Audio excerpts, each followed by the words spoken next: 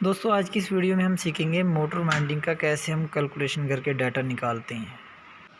अस्सलाम वालेकुम दोस्तों, मैं हूं रमज़ान और आप देख रहे हैं रमज़ान इलेक्ट्रिक सर्विस। दोस्तों आज की इस वीडियो में हम सीखेंगे वॉशिंग मशीन की मोटर को रिवाइंड करने का तरीका। तो दोस्तों जैसा कि आप देख रहे हैं हमारा स्टेटर जो है, उसकी स्टेटर की लंबाई है 1 इंच 6 सूत्र।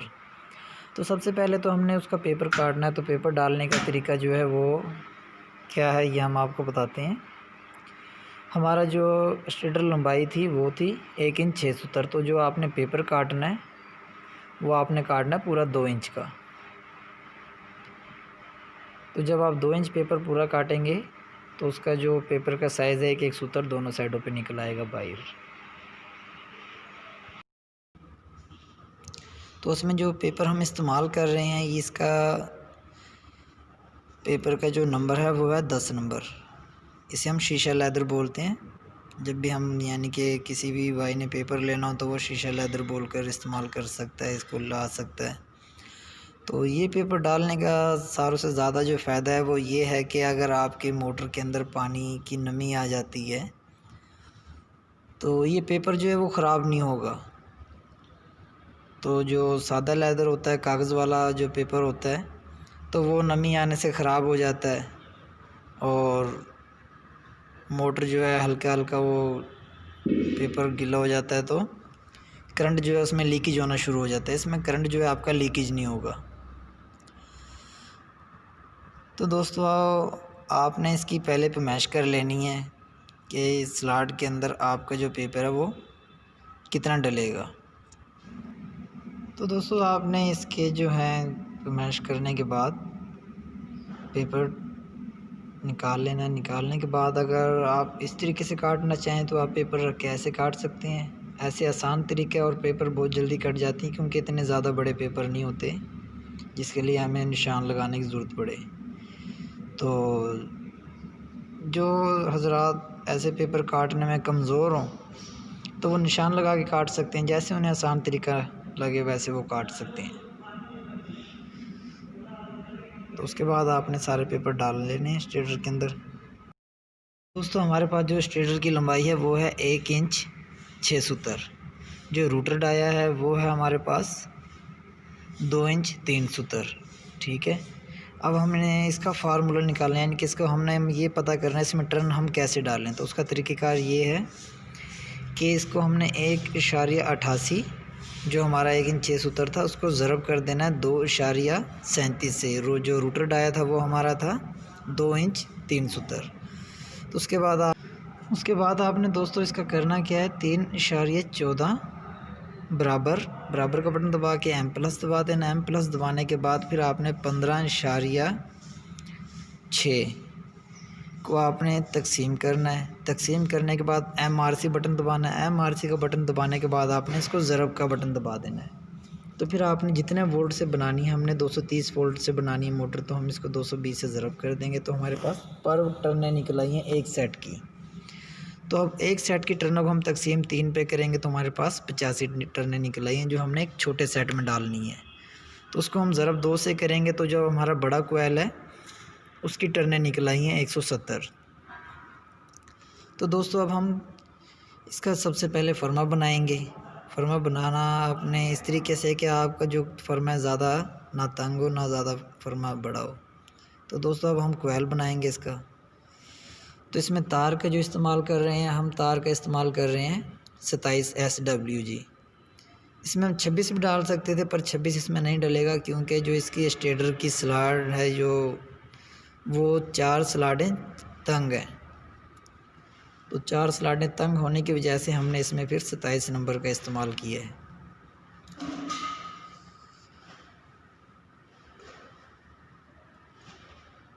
तो आपने इस तरीके से इसकी बांदियाँ लगाकर सेट बना के उतार लेना है। तो दोस्तों सेट शुरू करते हैं। तो सेट डालने का तरीका यही है कि आपने पहला सेट वहाँ से डालना है जहाँ से आपको आसानी लगे। तो हमने इसका पहला सेट जो है वो बड़े वाले सुराख से शुरू किया, तो दूसरा जो सेट होगा छोटा वो भी हमारा बड़े सुराख में ही आएगा। जो एंड के बड़े कोयल हैं वो हमने इसके छोटे सुराखों में डालने हैं। तो इससे मोटर आपकी बहुत ही आसान तरीके से भरी जाएगी।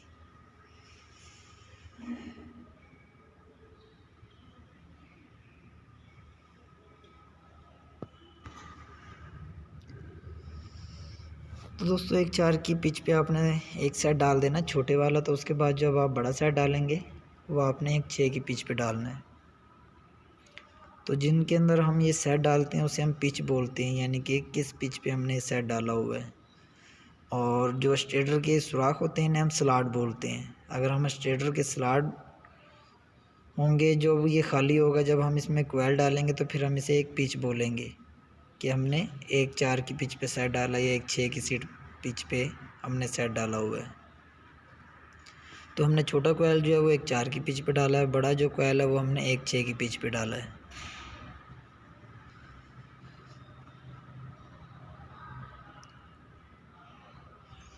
तो दोस्तों हमारा एक सेट कंप्लीट हो गया। अब हमने इसका दूसरा सेट डालना है। तो दूसरा सेट डालने का मेन तरीका ये होता है, जब आप पहला सेट डालने के बाद अगर स्टेप बाय स्टेप सही चलेंगे तो आपको आसानी होगी काम में। तो छोटा सेट भी आपने इसी तरीके से डालना है, एक 4 की पिच पे एक स्लॉट पीछे खाली छोड़कर। दोस्तों जो सेट है वो आपने डालते हुए बस इसी चीज़ का ख्याल रखना होता है कि जो आपकी तारें हैं वो ख़राब ना हो, क्योंकि मैं हर वीडियो में यही समझाता हूँ, क्योंकि कोई भी नया काम सीखने वाला सारी वीडियो तो नहीं देखता, तो मैं इसलिए हर वीडियो के अंदर मेरा बार बार बताने का मकसद यही होता है कि जो भी नया काम सीखने वाला जो अगर भाई इस वीडियो को देखेगा तो सबसे पहले उसने हमने जो तार बीच में डाल रहे हैं इसको सेव करना है। ट्रैप पेपर डालते हुए जो हमारी तारें हैं वो बाहर ना हों, और तारें डालते हुए हमारी जो तारें हैं वो ज़्यादा आपने टाइट यानी कि खींच के या इससे स्टेटर से जो रगड़ खाकर ना डलें। तो तारें डालने के तरीक़ेकार यही है कि आप थोड़ी थोड़ी तारें लेकर डालें। उससे ये होगा कि आपकी जो तारें हैं वो बहुत आसानी से डलेंगी और आप मोटर जो है ईज़िली भर सकते हो। अगर आप सोचें कि हम एक ही दफ़ा में सारी तारें डाल दें, ऐसा नहीं होता। और ना ही फिर इस तरीके से जो आपका सेट है पूरा कोयल का वो इस पिच के अंदर आएगा।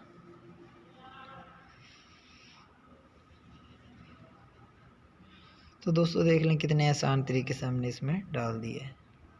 तो इसी तरीके से आपने भी कोयल को दो दो दो चार चार तारें कर कर ही डालना है। उसके बाद आपने इसका टॉप पेपर डाल देना है। टॉप पेपर डालने के बाद इस तरह हाथ से आपने इसको प्रेस करना है। प्रेसिंग करने के बाद फिर आपने और कोयल डालनी है।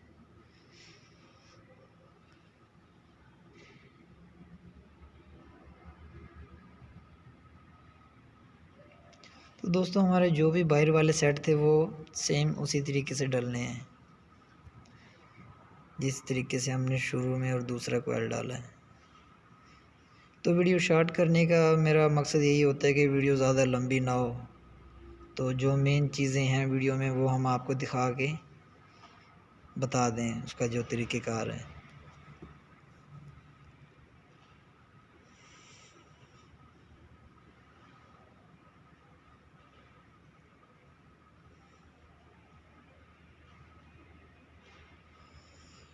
तो दोस्तों इसके जो हमने 4 सेट हैं वो हमने कंप्लीट डाल दिए हैं बाहर के। अब 4 सेट ही हम इसके सेम वही गेज वही टर्न अंदर के डालेंगे, क्योंकि जो वॉशिंग मशीन की मोटर होती है इसमें सेम टर्ने सेम सेट डलते हैं।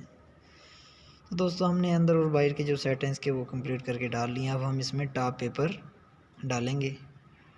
टॉप पेपर आपका जो है वो इस तरीके से डला हो कि आपकी जो तारें हैं वो इधर वाली तारें बाहर वाली सेट की अंदर वाले सेट के साथ अटैच ना हो, अंदर वाले सेट की जो तारें हैं वो बाहर वाले के साथ अटैच ना हो। अगर इस तरह होगा तो वो तारें जो होती हैं अक्सर लोड के ऊपर फ्लश मार जाती हैं, तारें जल जाती हैं।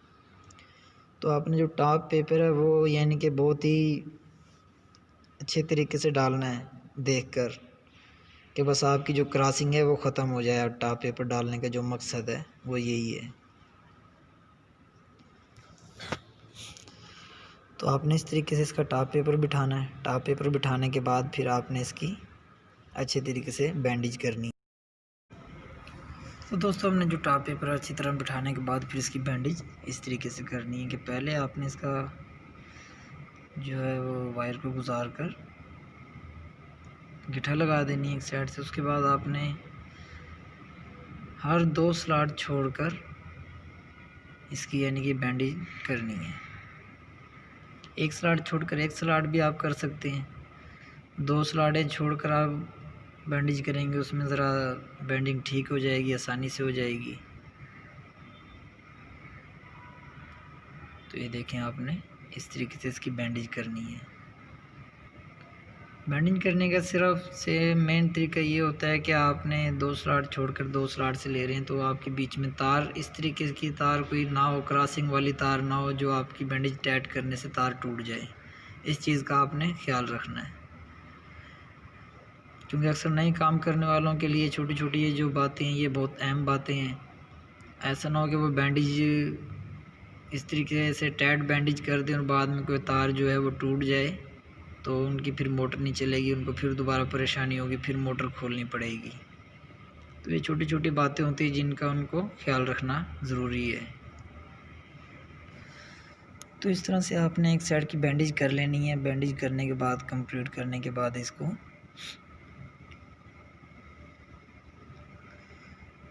यहाँ पर आपने गिट्ठा लगाकर इसको पक्का कर देना बैंडेज को। तो आपने इस तरीके से इसको गिट्ठा लगा देनी है। एक साइड की जो बैंडेज है वो आपकी कंप्लीट हो चुकी है।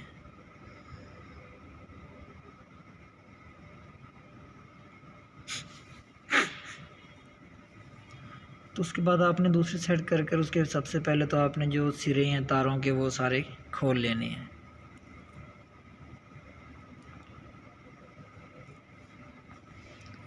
सारे सिरे जो हैं वो आपने सीधे कर लेने हैं, ताकि आपको ये तरीका पता चल जाए कि आपका कौन सा सिरा कहाँ से निकला हुआ है, सेट के कितने सिरे हैं।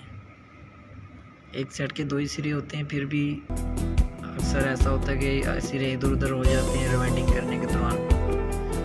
उसके बाद आपने करना क्या दोस्तों, एक सेट से शुरू होना है आपने। जैसे कि हमने एक सेट से शुरू होकर एक सेट का आखिरी सिरा दूसरे सेट के आखिरी सिरे से मिलाया है, दूसरे सेट का पहला सिरा तीसरे सेट के पहले सिरे से हमने मिला दिया है। कनेक्शन अगर आप गिनती भी करें तो जब भी कर सकते हैं 1-3 कनेक्शन होंगे। जो तीसरे सेट का हमारा कनेक्शन था वो हमने चौथे कनेक्शन के बड़े सिरे से मिला दिया, यानी कि तीसरे का बड़ा सिरा चौथे के बड़े से मिला दिया। तो उसके बाद सिर्फ हमारे पास 2 ही कनेक्शन बचेंगे छोटे। तो सेम जो तरीका अंदर वाले सेट होगा वो भी इसी तरीके से है।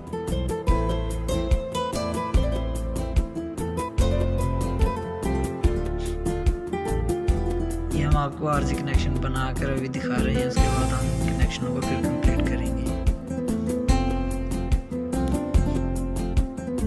भाइयों कनेक्शन की ना समझ आए वो मुझसे कनेक्शन करके रब्ता करके पूछ भी सकते हैं। कोई भी किसी भी किस्म का उनको परेशानी आ रही है तो वो सवाल कर सकते हैं मुझसे।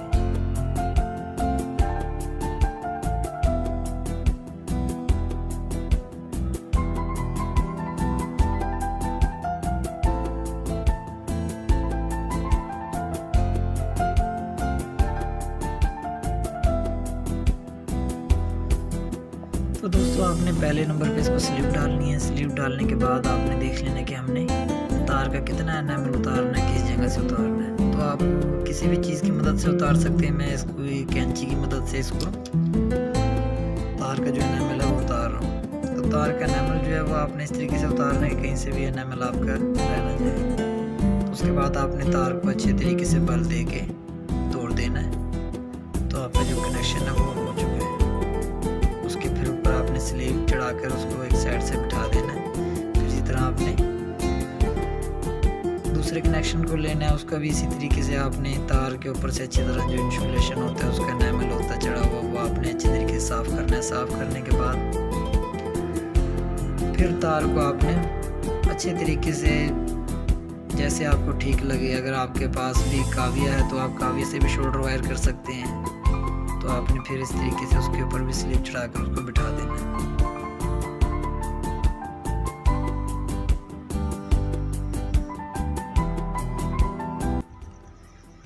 एक 3 इसका कनेक्शन है। तारों को दोनों को इकट्ठा करके आप अगर उसको 2-4 बल दे लेंगे तो उसमें ये होगा कि आपकी तारें आगे पीछे नहीं होंगी। आप दोनों तारों को इकट्ठा ही एनएमएल जो है तार का उतार सकते हैं 3 कनेक्शन होंगे और फिर वहीं पर आप उसको बल देकर टाइट कर दें। तो दोस्तों अब हमारे जो कनेक्शन है वो कंप्लीट हो चुके हैं। उसके बाद हमने इसकी अंदर वाली वेंडिंग का एक सिरा और एक बाहर वाली वेंडिंग का सिरा दोनों आपस में मिला के कॉमन तार बना दी है, निकाल कर आप बाहर जो वॉशिंग मशीन की एक कॉमन निकली होती है मोटर की।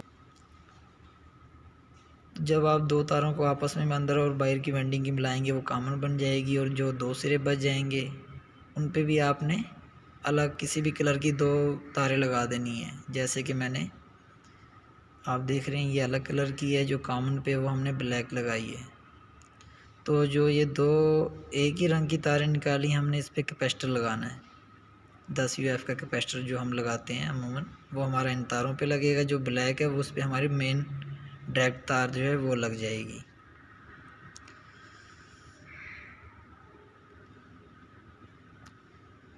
तो दोस्तों इसका बैंडेज का धागा नापने का भी तरीका ये है कि अगर आप चाहते हैं कि आपका धागा ज़्यादा ना इस्तेमाल हो तो आपने इसका एक दफ़ा नापना है, उसको आप 3 गुना कर लें, या तो आप एक ही दफ़ा में 3 दफ़ा उसे नाप लें तो आपका बैंडेज का जो धागा है वो पूरा पूरा आ जाएगा। उससे ये होगा कि आपका जो धागा एक्स्ट्रा है वो ज़ाया नहीं होगा, ना आपको ज़्यादा धागा आपका छोटा पड़ेगा ना ज़्यादा बड़ा होगा। पूरा पूरा धागा आपका नाप के कटिंग कर लें ऐसे। उसके बाद आपने इस तरीके से तारें पकड़ कर इसकी बैंडेज करनी है। तो दूसरी साइड की बैंडेज तो आसान हो ही जाती है नए काम करने वालों के लिए, ज़्यादा मुश्किल उन्हें यहाँ आती है जहाँ पे वो कनेक्शन करते हैं, तारें निकालते हैं। तो दोस्तों इतना मुश्किल नहीं होता कोई भी काम है, अगर आप एक दफ़ा तरीके से देख के समझ के करें तो काम में इंशाल्लाह आसानी पैदा होती है। तो काम करने वाले जो होते हैं शख्स, उनके जहन पे भी डिपेंड करता है कि वो किस तरीके से काम समझ के करते हैं।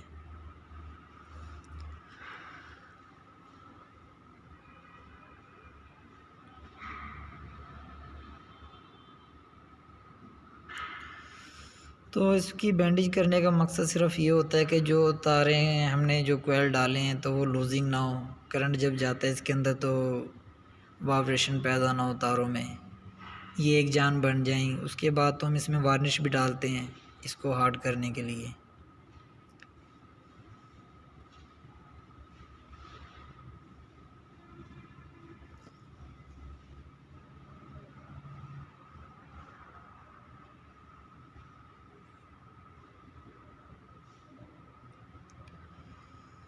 तो यहाँ पर भी आपने उसी तरीके से बैंडेज करनी है जैसे हमने पहले परली साइड पर की थी।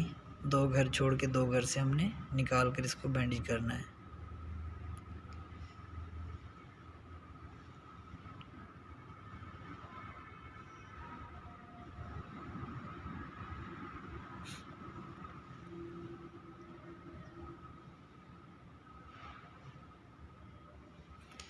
तो दोस्तों आपने उसके बाद किसी भी पट्टी से या स्केल की मदद से जो अंदर के इसके टॉप पेपर होते हैं उनको बिठाना सारों को। अगर वो आप नहीं बिठाएंगे तो जो पेपर हैं वो फिर ऊपर हो जाएंगे या जो हमारा रोटर है उसके अंदर टकराएंगे, मोटर हमारी शॉर्ट हो जाएगी।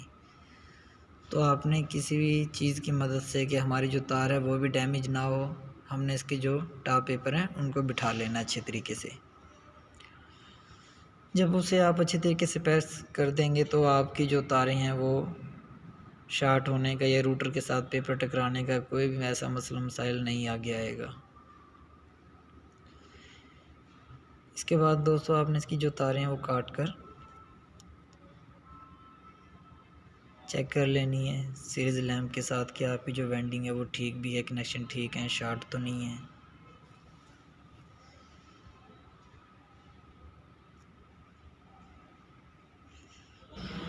तो दोस्तों उसके बाद आपने इसमें वार्निश दे देनी है। वार्निश आपने अच्छे तरीके से देनी है कि कोई भी जगह है जो आपकी वेंडिंग की वो खुश्क ना रहे, और इनकी स्लाडें जो होती हैं आपने उसके अंदर भी अच्छे तरीके से वार्निश डाल देनी है। तो उसके बाद आपने किसी भी नीचे इसको पैकिंग के ऊपर रख लेना है। पैकिंग रखने के बाद स्टर आपने बराबर हल्की हल्की चोट मार कर बिठा लेना है। जो इसकी कॉलर जो होती हैं साइडों वाली वो आपकी बराबर बैठ जाएं, उसके बाद आपने इसका ऊपर वाला कवर रख देना है।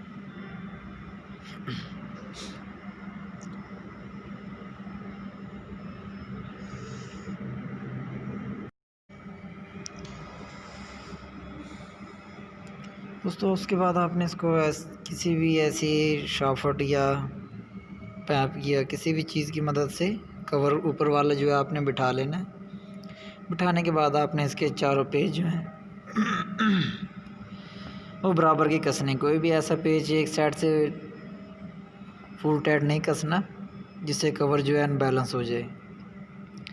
पेज जो है वो आपने सारे के सारे एक बराबर कसने हैं।